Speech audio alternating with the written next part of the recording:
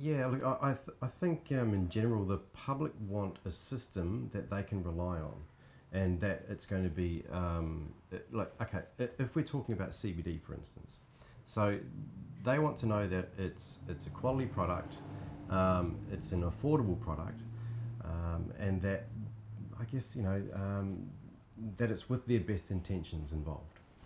That's what I would want as a consumer. Now, what happens with an industry like hemp, for instance, and I guess we need to learn from other countries that have gone through the hard yards and that. Sure, there's some cultural differences and bits and pieces, but fundamentally, at the end of the day, we're still going to get the same results as far as what the customer wants. So, look, there's companies out there that have great intentions. They might not have the backing.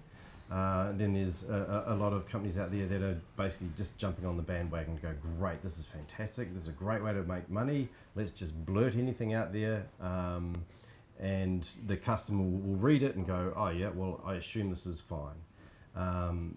But yeah, there's a lot of companies doing that at the moment. They're just going, great, here's an opportunity to make some money, but without the interest of the people at heart. So yeah, there's a lot of, God, how long you got? Yeah, there's a lot of different stories out there. There's a lot of different things.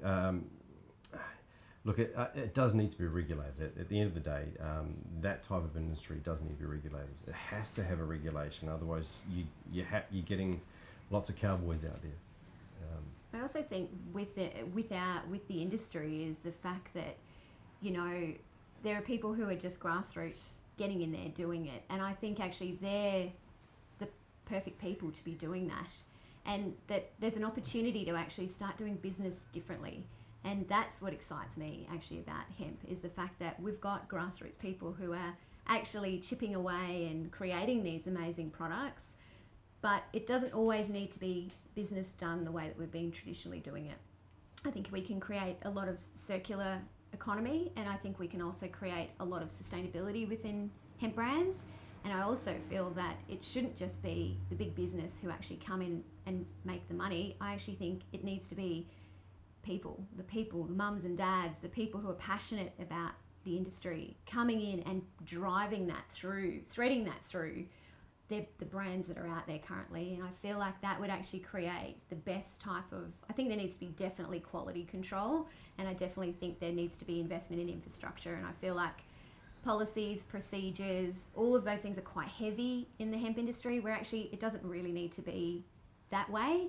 But at the end game, for as a consumer, there definitely needs to be quality assurance, and I think that's where really important, where testing comes into it, and it's third party tested, not in-house. There's lots of different things that I think can come out of that particular conversation, but I think policies and procedures need to change, and that this actually could be a multi-billion-dollar industry, not just for big business, but for actually Australians actually wanting something different to do in their lives.